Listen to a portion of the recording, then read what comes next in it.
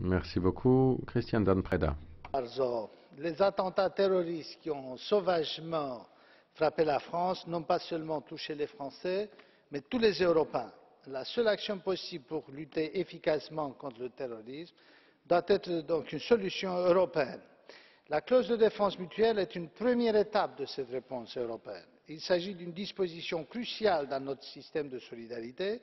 Cette obligation de solidarité est aussi un acte politique fort en ces temps de crise et de menaces directes qui pèsent sur notre territoire. Plusieurs pays ont répondu positivement à l'appel de la France et je tiens à saluer la réactivité et l'engagement de certains États membres.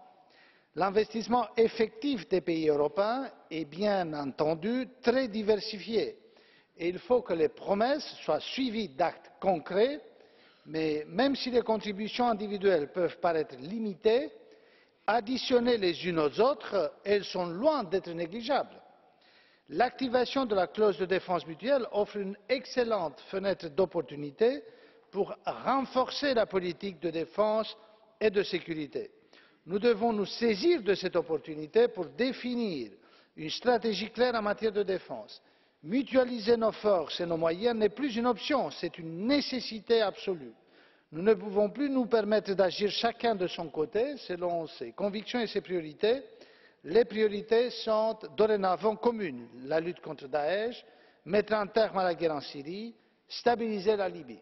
L'Union se doit d'agir comme un seul bloc pour faire la différence. Dziękuję.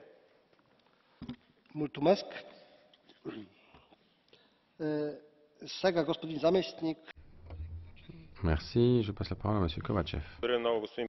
Merci, Monsieur le Président. Madame Mogherini, les citoyens européens attendent de nous des solutions rapides et efficaces car le danger est déjà ici.